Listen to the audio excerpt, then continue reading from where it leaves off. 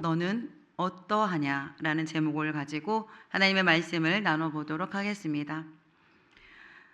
SBS에서 방영했던 모범 택시라는 드라마가 있었습니다. 당시 많은 사람들에게 공감을 얻었던 드라마로 사회적 약자를 대신해 복수를 실행해주는 비밀 조직의 이야기를 다룬 드라마입니다. 법의 보호를 받지 못한 피해자들의 의뢰를 받아서 억울한 사연을 가진 사람을 대신하여 철저하게 가해자를 응징해 줬습니다.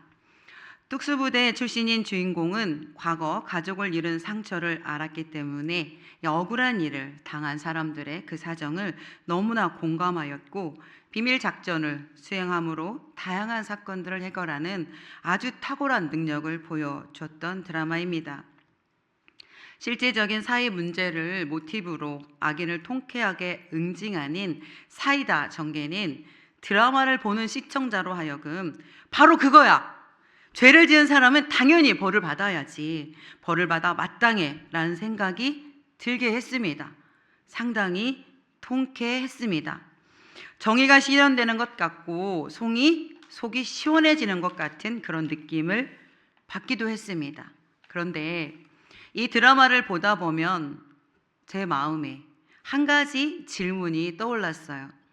과연 나는 저 사람을, 다른 사람을 그렇게 판단할 자격이 있는가라는 질문이 계속 제 마음에 파고들었습니다. 누군가의 죄를 보며 다른 사람이 잘못하는 것을 바라볼 때 분노하며 정죄하는 그 순간 우리는 마치 내가 그 자리에, 정의의 자리에 있는 것처럼 느끼기도 합니다. 그러나 오늘 성경은 우리에게 이렇게 질문합니다. 남을 판단하는 사람아, 너는 어떠하냐?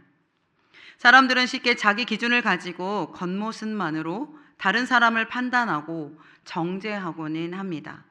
그러나 우리 하나님은 겉모습만 보시는 것이 아닌 그 사람의 중심, 그 사람의 생각, 그 사람의 행동까지를 살피십니다. 사람의 생각과 행동을 살피시는 하나님의 판단은 공의와 진리 위에 사람을 올려놓으시고 세우시고 판단하십니다. 누구도 비켜갈 수 없는 완전한 기준이 바로 하나님의 공의와 진리입니다. 사도 바울은 인간의 잣대를 가지고 다른 사람을 판단하는 죄를 범하는 우리에게 오늘 말씀을 통해서 교훈을 하십니다. 다른 사람을 판단하는 자리가 아닌 하나님의 은혜를 구하는 자리로 나아가도록 우리를 부르고 계십니다. 그렇다면 우리는 성도로 부름받은 구별된 삶을 살아야 되는 우리는 다른 사람을 판단하는 자리가 아니라 하나님의 은혜를 구하는 자리로 나아가려면 어떻게 해야 되는지 오늘 말씀을 통해서 세 가지를 살펴보고자 합니다. 첫 번째로 우리가 은혜의 자리로 나아가는 첫 번째 비결은 바로 나 역시 죄인이므로 다른 사람을 정죄해서는 안 된다는 것입니다. 사도 바울은 1절에서 남을 판단하는 사람아, 누구를 막론하고 내게 핑계하지 못할 것은 남을 판단하는 것으로 내가 너를 정죄함이니 판단하는 내가 같은 일을 행함이라 라고 책망합니다. 이 말은 남을 판단하는 사람아, 내가 스스로 너를 정죄하는 것이다 라고 말합니다. 더 쉽게 말하면 너도 똑같은 죄인이다, 이 말씀입니다. 사도 바울이 말하고 있는 남을 판단하는 사람은 1차적으로 이 로마서를 편지를 받은 유대인을 가리킵니다. 유대인들이 무엇을 자랑합니까? 우리는 아브라함의 후손이야. 우리는 하나님께 직접 율법을 받았고 하나님이 선택한 선민이야. 이렇게 말하면서 유대인들은 이방인 성도들을 쉽게 판단하고 그들을 정죄하였습니다. 이것이 바로 문제입니다. 율법은 알고 있었지만 하나님의 율법의 정신은 깨닫지 못하고 율법대로 살지 못한 죄로 스스로 자기 자신이 율법을 지키는 자라고 자부하며 자기 자신을 의롭게 여겼기 때문에 그렇습니다. 자신이 의롭다고 여겼기 때문에 자신의 죄에 대해서는 회개를 거부하고 다른 사람을 판단하는 데만 열심을 냈던 죄를 범하는 것이죠. 사도 바울은 1장에서 이방인들의 죄에 대해서 21가지 심각한 죄를 지적하였습니다. 그러나 이 21가지의 죄 덕목은 이방인에만 해당되는 죄 덕목이 아닙니다. 불의, 추악, 탐욕, 악의가 가득하고 시기살인, 분쟁, 수근수근하는 이런 죄는 이방인들만 짓는 죄가 아니라 이 죄의 덕목은 어쩌면 전 인류가 짓고 있는 죄의 덕목이라고 할 수 있습니다. 그런데 일반 유대인들은 자신들은 경건하며 의롭다고 스스로 생각하고 하나님의 율법이 없는 이방인들을 판단하고 정죄하기에 바빴던 것입니다. 그러나 사도 바울은 그런 유대인들을 향하여 너희도 결국 이방인과 다를 바가 없는 죄인들이다 라고 말합니다. 왜 그렇습니까? 율법을 알면서 율법을 지키지 않았고 자신을 의롭다 여기는 교만의 죄를 짓고 있기 때문에 그렇습니다. 하나님은 로마서 3장을 통하여서 의인은 없나니 하나도 없다라고 말씀하십니다. 이 말씀은 모든 인간은 하나님 앞에 심판받을 수밖에 없는 죄인이라는 사실을 가르쳐주고 있습니다. 저와 이 자리에 있는 우리 모두는 죄인입니다. 죄 가운데 헤엄치던 우리를 예수 그리스도께서 구원해 주셨기 때문에 이렇게 은혜로 살아가고 있는 존재가 바로 저와 여러분 아니겠습니까? 그런 우리가 누구를 함부로 판단하고 누구를 정죄할 수 있는 자격이 있겠습니까? 아무도 그런 자격은 없습니다. 그런 자격을 주신 일이 없습니다. 우리 예수님께서도 형제의 눈 속에 있는 티는 보면서 내 눈에 있는 들보는 깨닫지 못하느나 라고 책망하십니다. 이 말씀은 남의 죄는 크게 보면서 자신의 죄는 작게 보는 잘못을 범하지 말라는 말씀으로 나를 먼저 살피라는 말씀이 되겠습니다. 다윗을 보십시오. 어느 날 다윗은 나단 선지자가 자신을 찾아와서 한 부자 이야기를 들려줍니다. 어떤 가난한 사람이 어린 양 한 마리가 있었는데 어떤 부자가 그 양 한 마리도 가로채 갔다라는 이야기를 들려줍니다. 나단 선지자의 이야기를 들은 다윗은 분노합니다. 그러면서 이렇게 말합니다. 이 일을 행한 사람은 마땅히 죽어 마땅할 자이다. 다윗의 이야기를 들은 나단 선지자가 곧바로 다윗을 향하여 그 사람이 바로 당신입니다. 자신인 줄 모르고 마땅히 죽을 자라고 하였을 때 다윗은 그 마음에 그 사람에 대한 정죄와 비난이 있었습니다. 그런데 그 비난과 정죄의 화살이 바로 자신을 가리키고 있다는 것을 미처 깨닫지 못한 것이죠. 그러므로 우리는 남을 정죄하거나 비난하는 대신 남을 비난하는 그 비난을 통해서 나의 죄성을 발견하는 지혜로운 모습이 되어야 될 줄 믿습니다. 우리 모두 죄를 판단하는 자가 아니라 회개해야 하는 죄인임을 여러분 기억하시기 바랍니다. 두 번째로 판단하는 자리가 아닌 은혜의 자리로 그 자리를 구하는 길은 하나님의 판단은 완전합니다라는 것을 믿는 것입니다. 2절과 3절을 통해서 사도 바울은 우리에게 이렇게 말씀합니다. 하나님의 판단과 하나님의 심판은 인간의 판단과 비교가 되지 않는 완전한 판단이고 완전한 심판이라고 말씀하십니다. 2절입니다. 이런 일을 행하는 자에게 하나님의 심판이 진리대로 되는 줄 우리가 아노라. 3절 이런 일을 행하는 자를 판단하고도 같은 일을 행하는 사람아 내가 하나님의 심판을 피할 줄로 생각하느냐. 다윗과 같이 죽어 마땅한 자라고 비난하였지만 그 비난의 화살이 나를 향하고 있음을 가리키고 있는 본문이지요. 바울은 하나님의 판단은 정확하다고 말합니다. 반대로 1절은 어떻습니까? 1절은 사람의 판단이 나옵니다. 우리가 1절의 말씀만 읽을 때는 그 말씀이 정확해 보입니다. 누군가의 죄악성을 정확하게 읽고 있기 때문에 그렇습니다.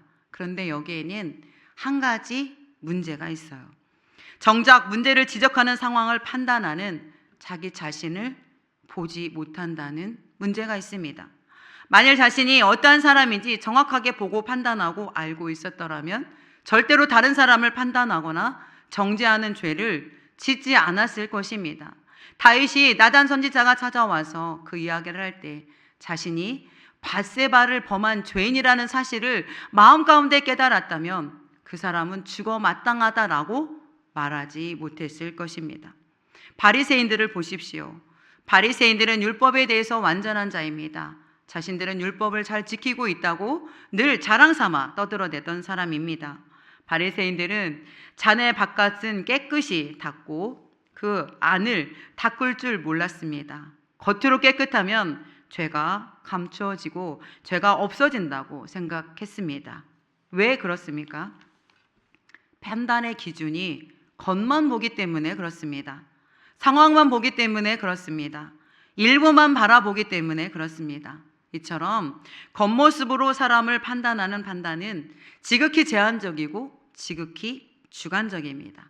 그렇기 때문에 인간은 죄를 짓고도 은폐하거나 숨기면 된다고 생각합니다. 이런 생각을 하는 사람들의 한 가지 특징이 있습니다. 그것은 바로 하나님이 보고 계시다는 생각을 미처 하지 않는다는 것입니다. 그러나 우리 하나님의 판단은 어떻습니까? 오늘 본문의 말씀에 의하면 하나님의 심판은 진리대로 된다고 말씀하십니다. 진리대로 된다는 말씀은 있는 그대로, 행한 그대로, 사실 그대로라는 뜻으로 이 말씀은 하나님 앞에 감추어지는 것이 하나도 없이, 실오라기 하나 없이 다 드러난다는 말씀입니다. 인간이 왜 죄를 숨깁니까? 왜 은밀한 곳에서 죄를 범합니까? 사람이 모르듯 하나님도 모른다고 생각하기 때문에 그렇습니다. 그러나 에레미야 선지자는 말씀을 통해서 이렇게 말씀합니다. 하나님께서는 사람의 심장을 살피고 폐부를 시험하신다. 사도 요한은 하나님 앞에 인간의 행위를 기록하는 책이 있다고 우리에게 가르쳐 줍니다. 우리 하나님은 우리의 행동뿐만 아니라 마음의 동기도 보시고 마음의 생각도 보시고 어떻게 행하는지를 낱낱이 보고 계십니다. 그렇기 때문에 하나님 앞에 숨길 수 있는 것은 아무것도 없습니다. 시편 기자는 수월도 하나님 앞에 드러나거늘 하물며 사람의 마음이겠느냐라고 말씀하십니다. 죽음의 자리까지도 하나님이 살피고 드러난다는 이야기입니다. 우리 예수님은 분명하게 말씀하십니다. 마태복음 25장에서 지극히 작은 자에게 하지 않은 것까지 심판의 대상이 된다고 우리에게 말씀하십니다. 우리가 지금 하나님 앞에 살고 있다고 믿으십니까? 그렇다면 다른 사람을 정죄하거나 판단하는 일을 멈추십시오. 우리의 모든 말과 우리의 행동이 하나님 앞에 기록되고 있음을 기억하십시오. 하나님의 판단은 완전합니다. 판단하는 자리를 내려놓고 은혜의 자리로 나아가기 위해서는 세 번째는 하나님의 인내는 회개를 위한 기름을 여러분 기억하시기 바랍니다. 하나님의 판단은 완전하고 하나님의 심판은 진리대로 행하신다고 말씀하십니다. 그러나 사도 바울은 4절에서 하나님께서 죄인들을 다루시는 방법을 말씀하십니다. 4절의 말씀입니다. 혹 내가 하나님의 인자하심이 너를 인도하여 회개하게 하심을 알지 못하여. 하나님이 죄인을 다루는 방법은 사랑하기 때문에 회개할 기회를 주시는 기다림이기 때문에 그렇습니다. 그의 인자하심과 용납하심과 길이 참으심이 풍성함을 멸시하느냐. 하나님의 이러한 사랑을 인간은 깨닫지 못하기 때문에 끊임없이 하나님 앞에 죄를 범합니다. 그러나 바울은 오늘 본문의 말씀을 통해서 구약의 헤세드, 하나님의 사랑으로 변함없는 그 신실하심과 자비하심과 하나님의 인애를 말씀하십니다. 하나님의 인자하심은 다른 사람을 판단하고 정죄하는 죄를 짓는 사람을 하나님이 즉시 심판하지 않으신다는 사실입니다. 왜 그렇습니까? 그 사람에게 회개할 기회를 주기 위해서라고 오늘 본문은 가르쳐 주십니다. 뿐만 아닙니다. 하나님의 선하신 사랑이 용납하심과 길이 참으심이 풍성하다라고 말씀하십니다. 우리 하나님의 인간의 죄에 대해서 즉시 심판하지 않으시고 길이 참으십니다. 그때그때 우리가 죄를 질 때마다 하나님이 심판하신다면 이 세상에 생명이 붙어있는 사람은 아무도 없을 것입니다. 어린 아이들도 자기 뜻대로 되지 않으면 부모가 보는 앞에서 자기 뜻대로 하겠다고 자리에 주저앉아서 자기 고집을 부립니다. 이처럼 우리 하나님은 인간의 죄에 대해서 즉시 심판하지 않으시고 길이 참으십니다. 우리를 사랑하시기 때문에 우리를 기다려 주시고 다시 하나님 앞으로 돌아올 수 있도록 회개의 기회를 주시는 것입니다. 그런데 문제는 죄를 지은 우리에게 있습니다. 내 고집과 회개하지 아니한 마음으로 하나님께서 회개할 기회를 주셨음에도 불구하고 경고하셨음에도 불구하고 하나님 앞에 나아오는 것을 거절하는 데 문제가 있습니다. 하나님께 마음을 돌리지 않고 생각과 삶의 방향을 바꾸지 않는다는 말씀입니다. 죄를 인정하고 돌아서지 않으므로 하나님의 심판을 자초하며 하나님의 진노를 쌓는 어리석음을 범하는 것이 바로 인간입니다. 회개하지 아니하는 마음은 회개할 필요가 없다고 느끼며 회개하지 않는 마음을 가리킵니다. 예수님 당시 바리새인들이 그랬습니다. 본문에 등장하는 유대인들 또한 모두 이런 마음을 가지고 있었습니다. 이방인들은 회개할 것이 많은 죄인이라고 손가락질하면서 정작 자신들만큼은 나는 회개할 것이 없는 의인이야. 나는 하나님의 율법을 받았고 나는 하나님의 선택받은 백성이야. 그런데 이렇게 자기 스스로 나는 의인이야. 나는 하나님의 선민이기 때문에 나는 죄가 없어 라고 주장한다고 해서 의인이 될 수 있는 것입니까? 아닙니다. 아무도 하나님 앞에서 자기 스스로 의롭다고 하는 사람은 있을 수도 없고 하나님은 그 의인을 인정하지 않습니다. 우리 모두는 죄인입니다. 욥기에서 욥은 죄를 물 마시듯 지으며 살아가는 것이 인간이다라고 말합니다. 다윗은 자신의 죄가 항상 자신 앞에 있다고 말하며 자신은 죄 가운데 출생하였다라고 고백하기도 하였습니다. 이것이 이 땅을 살아가는 저와 여러분의 처한 상황이고 현실입니다. 하나님께서는 모든 인간이 다 죄인임을 선언하셨죠. 그런 죄인인 우리에게 원하시는 것은 하나님은 상하고 통회하는 마음이라고 가르쳐 주십니다. 그런 죄인임을 선언받았던 우리를 구원하시기 위해 예수님이 이 땅에 오신 것입니다.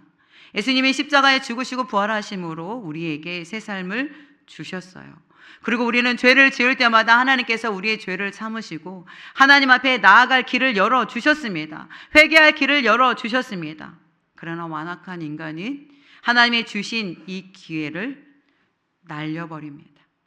계속 죄 가운데 머물면서 하나님께서 주신 회개의 기회를 없애는 어리석음을 범하고 있습니다. 호세아 선지자를 통해서 하나님은 그런 우리를 향해 이렇게 말씀하십니다. 너희 묵은 땅을 기경하라. 농부가 씨를 뿌리기 위해 땅을 갈아엎듯이 우리 마음의 완악한 마음의 밭을 갈아엎으라고 말씀하십니다. 하나님은 죄를 지은 죄인들이 하나님께 돌아오기를 끊임없이 기다리고 있습니다. 그러나 어떻습니까? 하나님께 죄를 지을 때마다 하나님 제가 범죄하였으니 저를 용서해 주세요라고 하나님께 돌아오는 사람이 많지 않다는 게 현실입니다. 사도 바울은 회개할 줄 모르는 사람들을 가리켜 최후 심판 때에 하나님의 진노를 쌓고 있고 하나님의 심판 앞에 서게 될 것이라고 책망합니다. 우리는 이 말씀을 엄중하게 받아들이셔야 합니다. 우리는 성도로 부르심을 받은 택함받은 자녀입니다. 택함받은 자녀들이 성도들이 모여서 예배드리는 이 교회가 바로 하나님의 거룩한 장소입니다. 그런데 우리가 하나님이 주신 이 말씀을 잃어버리고 내 앞에 앉은 내 옆에 있는 내 뒤에 있는 성도를 정죄하고 판단하고 있지는 않으십니까? 예수님께서 우리가 받아야 될 진노를 이미 십자가에 다 받으셨습니다. 우리는 하나님께 정죄받지 않습니다. 그러나 우리가 부름받은 성도로 하나님 앞에 서 있어야 되는 이유는 예수 그리스도께서 나를 위하여, 죄인인 나를 살리시기 위해 십자가에 죽으심으로 새 생명을 주셨기 때문에 우리가 늘 말씀 앞에 깨어 있으므로 마음 가운데 시기 질투가 올라올 때 내 마음 가운데 내 앞사람이, 내 뒷사람이, 내 옆사람이 내 마음에 들지 않아도, 내 목장에 속한 누군가가 내 성에 차지 않아도 그를 정죄하거나 왜 그렇게밖에 하지 못해, 그렇게 판단해서는 안 된다는 것입니다. 그러나 우리도 쌓아야 될 것이 있습니다. 부름받은 성도로 하나님 앞에 쌓아야 될 것이 있는데 그것은 바로 하늘의 상급인 보화입니다. 판단하는 자리, 정죄하는 자리에서는 결코 하늘의 상급을 쌓을 수 없습니다. 그러나 우리가 하나님 나라에 보화를 쌓는 비결은 주일날 예배를 이렇게 드릴 때 내 앞에 있는 성도 뒷꼭지가 오늘은 왜 이렇게 이뻐 보이지? 저 인간이 식당 준비할 때는 나오지도 않더니 오늘은 옷도 예쁘게 입었네. 네, 그것도 하나님께 기쁨이 될 수 있습니다. 내 옆에 있는 성도님의 꼴을 봐 주십시오. 제가 이 꼴이라는 단어가 요즘 꽂혀가지고 하나님 저 꼴을 제가 보아 넘기게 해주십시오. 꼴이 방언이지요. 지방에서 쓰는 저 사람의 처한 형편을 제가 받아들이고 인정하게 해주십시오라는 단어인 것 같습니다. 우리 공서부교회는 바라기는 옆사람, 뒷사람, 앞사람의 꼴을 봐주셔서 사랑이 넘쳐나는 우리 교회가 되기를 소망합니다. 주일날 나오셔서 지치고 힘들고 일주일 동안 직장에서 시달리고 하나님 앞에 예배 드리러 나왔는데 정말 주일도 쉬고 싶은데 하나님 정말 지치고 힘듭니다. 그러나 이 헌신 하나님 기억하여 주십시오. 이런 마음으로 예배 드릴 때 우리 하나님께서 하늘의 쌍급으로 보화를 쌓아주시는 줄 믿습니다. 사랑하는 성도 여러분, 오늘 본문을 통해서 자기가 받을 진노도 모른 채 죄를 여전히 짓고 있는 불신앙의 사람들을 어리석다고 생각하지 마시고 그 사람이 바로 저일 수 있다는 것, 이 자리에 앉은 성도님일 수 있다는 사실을 기억하시기 바랍니다. 우리 모두는 연약하고 부족합니다. 우리 모두는 그래서 예수 그리스도가 필요합니다. 우리의 이런 연약함을 아시고 우리의 죄성을 아시기 때문에 예수님이 십자가에 달려 죽으심으로 저와 여러분을 살려주십니다. 이 사실을 기억하시고 하늘의 보화를 쌓고 있는지 믿음을 점검하시기 바랍니다. 유대인들은 자신들의 혈통과 율법을 자랑하며 다른 사람을 쉽게 판단하는 죄를 지었습니다. 그러나 모든 사람은 하나님의 은혜 없이는 구원받을 수 없다는 사실을 기억하시기 바랍니다.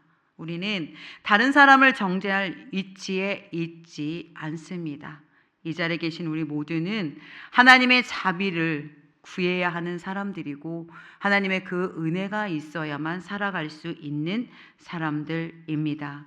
그러므로 타인을 내 옆에 있는, 앞에 있는, 뒤에 있는 성도를 판단하고 정죄하기보다는 그 사람의 부족한 모습이 보이거든 그분을 위해서 기도해 주시고 그분이 잘못한 것이 들리거든 용서해 주시고 그들에게도 하나님의 자비가 임하도록 함께 중보했으면 좋겠습니다.